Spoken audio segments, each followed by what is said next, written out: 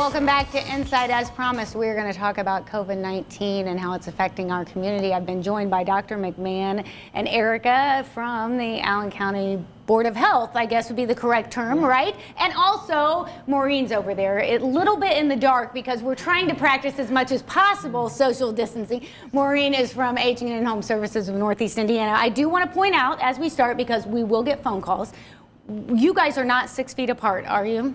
No, we're not, So but we tell work us- together every day, Yes. so That is why. that's why. You're like a family. Yes. Yes, that is your family unit over there. Yes. I am not, therefore I am over here. So let's talk about COVID-19 specifically and how it's affecting seniors, because that's where Maureen's population comes in and the Aging and Home Services of Northeast Indiana comes in. Tell me how it's affecting seniors in our community. Well, two ways primarily. Number one, medically, if we look at least thus far, it looks like disproportionately older folks are having a more severe clinical course than younger folks.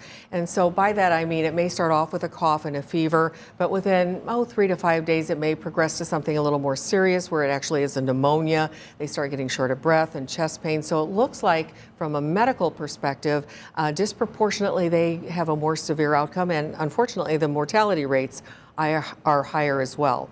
From another issue that we're seeing disproportionately is that they're being isolated because, again, they're not getting out. We're canceling all the quilt clubs and the church activities and all sorts of things. So we're finding that that's becoming an important issue in terms of isolation.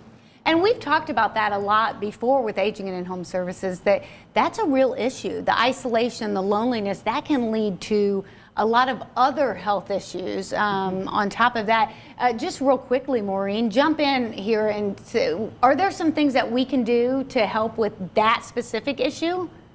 Absolutely. Everyone can help with that issue by calling their neighbors, calling their relatives or friends who may not be able to get out and about at all, making sure they're okay. Do they have their medication?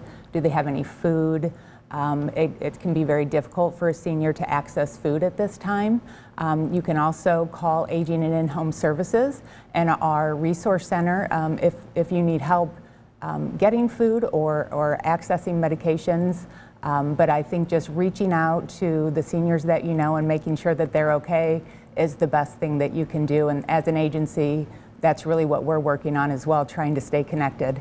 I think you'd be surprised at how many seniors are really good at the texting and the FaceTiming. Really? They use That's a lot. good to know. They use it a lot.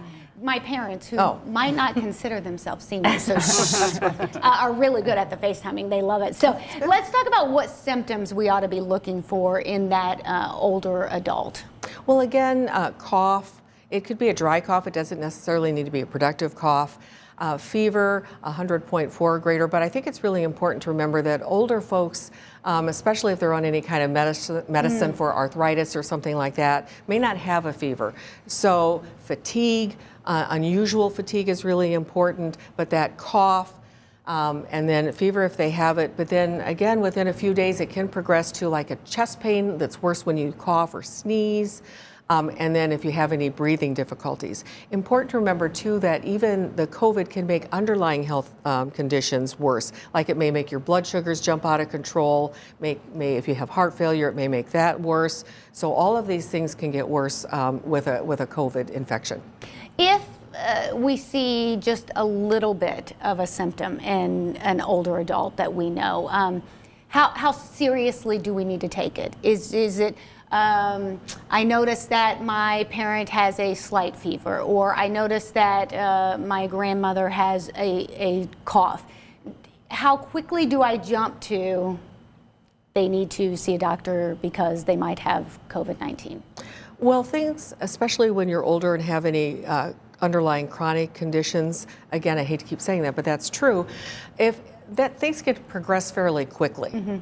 If it's new, if it's not like they kind of have a chronic cough and it's a little bit worse, but if it's a new cough. Certainly one thing that I think that I've not heard a lot of people talk about, but can be a real problem with older folks with any type of an infection, confusion. If they're falling, if they seem a little confused, sometimes that's one of the first things that can happen with any kind of infection. Anything like that, you should prompt a call to the doctor. You don't need to run to the ER. Right. You need to call your doctor and get further directions from them. But don't sit on this. You really need to. And the worst thing they're going to say is, you know what, it sounds like you're stable. Call us back if things worsen. So that's the worst thing that could happen, but don't sit on these things. Always good for that phone call. And I think Yes. they're saying really for anything right now, phone call is a good first action. Yes. Don't Yes. just go running into the doctor. They've got a lot of stuff Yes. going on. Well, we want to talk about how we can prevent COVID-19 and frankly any virus or disease right now, because we don't need to be getting anything. We're going to talk about that more when we come back. Stick with us.